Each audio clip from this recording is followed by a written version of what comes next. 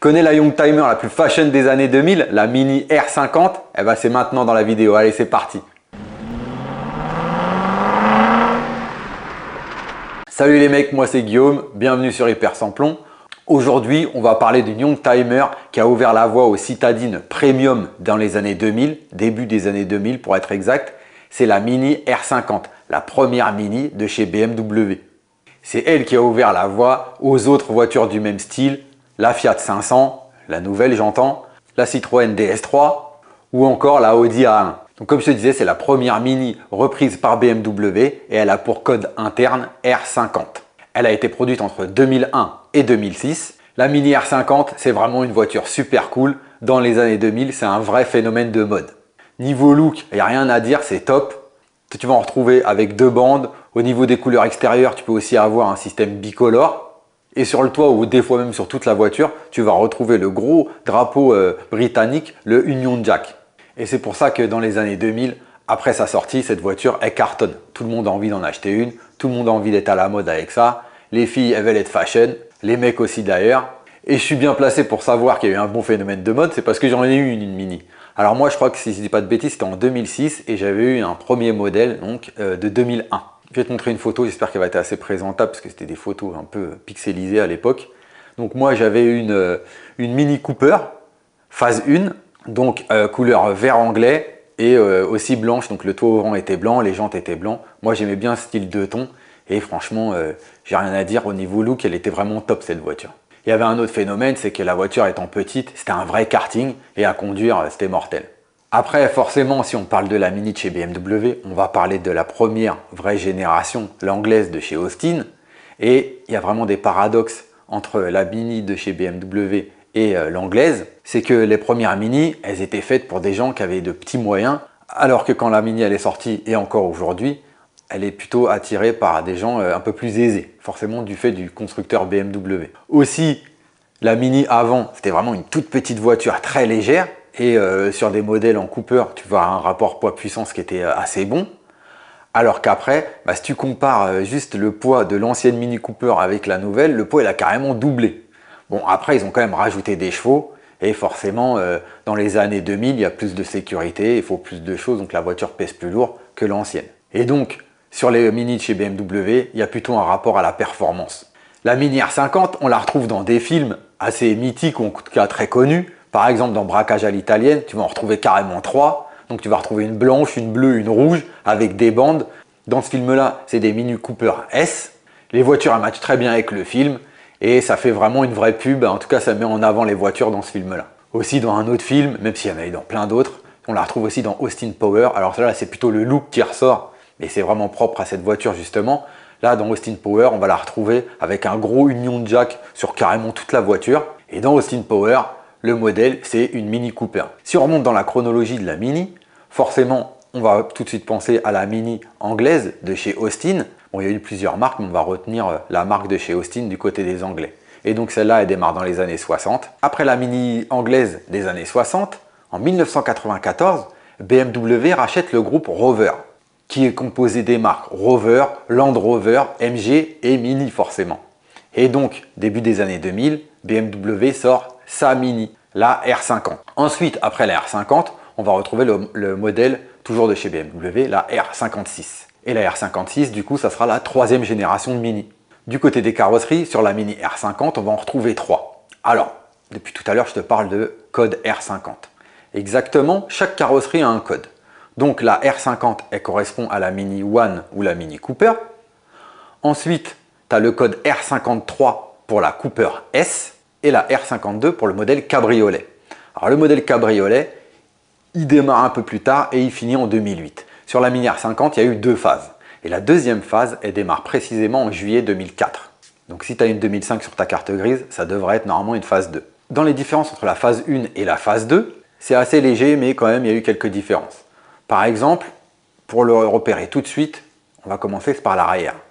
Si tu vois qu'à l'arrière, ta Mini, elle a un feu de recul dans le pare-choc en bas, c'est que c'est une phase 1. Parce que sur la phase 2, c'est l'anti-brouillard. Et sur la phase 2, les feux de recul, ils sont dans chacun des feux. Ensuite, à l'avant, pour te repérer, il y a les blocs optiques qui changent un petit peu. Mais surtout, c'est au niveau de la calandre. En fait, il faut compter les lamelles. Sur la première phase, il y en a 4 un petit peu plus fines. Et sur la phase 2, il y en a 3 un petit peu plus grosses.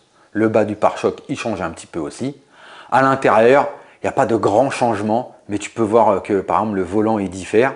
Et au niveau du tableau de bord, il y a quelques différences, mais pas énormes. Ce qui va changer, c'est les technologies. C'est-à-dire que tu as un poste CD sur la phase 1 et il sera MP3 sur la phase 2.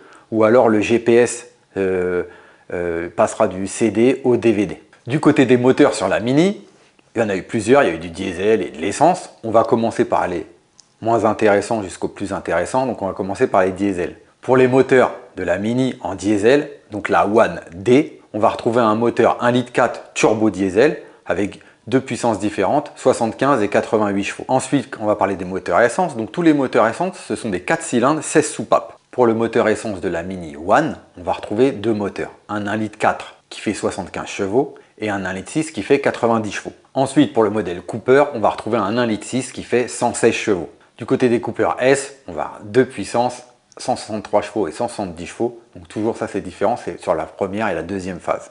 La différence entre ces deux moteurs, sans parler que ce soit d'une phase différente, c'est le compresseur qui change. Et sur la Cooper S, il faut retenir qu'elle a une boîte 6, alors que sur la Cooper standard ou sur la One, c'est une boîte 5. Si on doit parler des modèles spécifiques, on va parler des modèles John Cooper Works. Donc c'est une version améliorée de la Cooper S. Ces modèles, ils sont préparés spécialement dans le département John Cooper Works, qui, si je ne dis pas de bêtises, sera racheté un peu plus tard par BMW. Donc sur le premier modèle de la John Cooper Works, la 10 standard, on va avoir une voiture qui va faire 210 chevaux. Dans une petite voiture comme ça, c'est une vraie bombe. Sur ce modèle-là, il va y avoir un kit qui va être rajouté, en tout cas faire un plus de la Cooper S standard. Tu vas avoir un nouveau compresseur, des jantes en 18, une culasse modifiée, une ligne d'échappement et il y a même un filtre à air un peu spécifique. Et là, avec la John Cooper Works, tu as un vrai collector dans les mains. Ensuite, dans le collector du collector, tu as la Cooper S John Cooper Works GP. GP comme Grand Prix. Celle-ci, c'est la vraie pépite. Là, tu as une vraie voiture de sport. En plus d'un nouveau compresseur, tu as un échangeur d'air qui est différent que les autres n'avaient pas avant. Il y a carrément un aileron en carbone. Il y a des jantes différentes encore, toujours en 18. Et à l'arrière, ils ont carrément supprimé les places et ils ont mis une barre anti-rapprochement. Et cette John Cooper Works GP, elle n'a été faite qu'à 2000 exemplaires. C'est ça qui fait qu'elle est très recherchée et qu'elle a une cote assez phénoménale. Du côté des maladies sur la Mini R50, là, le bas blesse car malheureusement, il y en a eu pas mal. En fait, c'est assez classique dans des nouveaux modèles qui viennent d'être créés. Elles prennent un peu tous les premiers défauts qui sont corrigés un peu par la suite. Donc, concernant les maladies, on va retenir trois grosses. Et dans l'ordre, le premier défaut, c'est un problème de refroidissement. C'est-à-dire que le moteur de la Mini, qui est un bon moteur en lui-même, donc c'est comme je te disais, c'est un 1,6 litre qui a une chaîne de distribution. Celui-là, il est assez robuste. Mais il chauffe pas mal sous le capot de cette petite voiture. Et il semblerait que le refroidissement, que ce soit pas très optimum. Tu peux avoir des problèmes au niveau de tout le circuit, donc au niveau du calostat ou alors des radiateurs, etc. Il faut bien regarder que ta voiture ne chauffe pas trop. Le deuxième problème, c'est la pompe de DA. La pompe de DA, je sais, sur la mienne, ça le faisait, elle fait pas mal de bruit. Alors, on ne sait pas si c'est normal ou pas normal, mais bon, il semblerait que quand elle fasse plus de bruit qu'elle n'en fait déjà, donc voilà, elles sont en fin de vie, il faut faire attention à ça. Et le dernier problème dans les maladies, en tout cas les plus grosses, c'est la boîte de vitesse. Alors là, il y a vraiment des très gros problèmes. Moi, je me souviens quand j'avais la mienne, il y avait des gens autour de moi qui avaient une Mini, ils cassaient leur boîte, etc. Franchement, c'était assez abusé. En fait, le problème de ces boîtes, il vient des roulements qui, semble-t-il, ne sont pas assez costauds, ou en tout cas sont de mauvaise conception. Donc, il faut régulièrement faire des vidanges de boîtes pour être sûr d'avoir une huile optimum qui baigne avec les roulements. Il me semble, si je ne dis pas de bêtises, que les marques Getrag, ça soit les moins pires.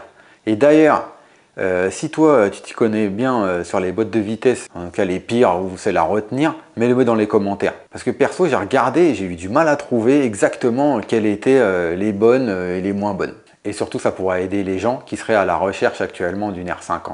Au niveau du prix aujourd'hui, là, c'est très intéressant parce qu'on est au plus bas à mon avis. Une Mini One ou une D, ça vaut 2-3 000 euros. Une Cooper, qui est plutôt le modèle intermédiaire, pas trop mal, ça vaut 3-4 000 euros. Une Cooper S, ça vaut 4-5 000 euros. Bon, après, si tu veux le haut du panier avec les John Cooper Works, une John Cooper Works standard, ça vaut pas moins de 12 000 euros. Et alors, si tu veux une GP qui est quasiment introuvable, j'ai essayé d'en trouver, mais il n'y a rien en dessous de 20 et quelques mille euros. Du côté de l'investissement, c'est maintenant qu'il faut investir. C'est au plus bas, ça vaut vraiment pas grand-chose. Le point à retenir, à mon sens, c'est de prendre une phase 2. Parce que déjà, au niveau esthétique, même si c'est léger, ils ont amélioré des trucs. Au niveau des boîtes et tout ça, comme je te disais avant sur les maladies, il y a eu des choses d'améliorer. Donc, je mettrai une croix sur la phase 1 et je m'orienterai vraiment sur une phase 2, voire les toutes dernières, donc de 2006. Pour les modèles, c'est pas cher. Moi, je prendrais une Cooper minimum, voire une Cooper S. Entre 3 et 5 000 euros, tu as une Cooper ou une Cooper S. Perso, je m'orienterais vers une Cooper S. Il y a eu énormément de modèles de produits, il y a énormément de pièces disponibles, que ce soit en occasion ou en neuf. Et la R50, elle a bientôt 25 ans. Donc là, dans la courbe de la cote d'une voiture qui devrait avoir une cote qui remonte, là on est au plancher. C'est sûr que ça va remonter bientôt. Et à mon sens, une Cooper S à un petit peu moins de 5 000 euros, tu fais une bonne affaire. Bien sûr, tu en cherches une qui a peut-être moins de 150 ou 200 000 km, qui a eu un bon entretien. Tu vérifies les points importants qu'on a parlé dans les maladies, à savoir le refroidissement, le boîtier de direction assistée et la boîte de vitesse. Et normalement, il n'y a pas de problème. Et cette voiture, c'est sûr, c'est un futur collector. Avec son look super fashion, même encore aujourd'hui, tout le monde la veut acheter une Mini. Donc si toi, tu as la première, quand elle aura 30 ans, c'est sûr qu'elle va taper cette voiture. Et elle comptera parmi les Youngtimers à avoir dans son garage. Voilà, c'est fini pour la vidéo sur la Mini R50 de chez BMW. Si tu as kiffé, n'hésite pas à me mettre un like. Si toi, tu as des bonnes infos à mettre sur la Mini R50 parce que tu en as une ou que tu connais encore plus de trucs, n'hésite pas à le mettre dans les commentaires. Si tu aimes les Youngtimers comme moi et que tu veux voir d'autres vidéos, tu peux aller sur ma chaîne. Récemment, j'ai fait la BMW Z3, j'ai fait la Audi TT, etc. J'en ai fait plein. T'as qu'à aller te rendre sur ma chaîne. Tu peux aller t'abonner à ma chaîne en cliquant en bas par là. Merci d'avoir suivi la vidéo et à la prochaine sur Hyper Sans Plomb.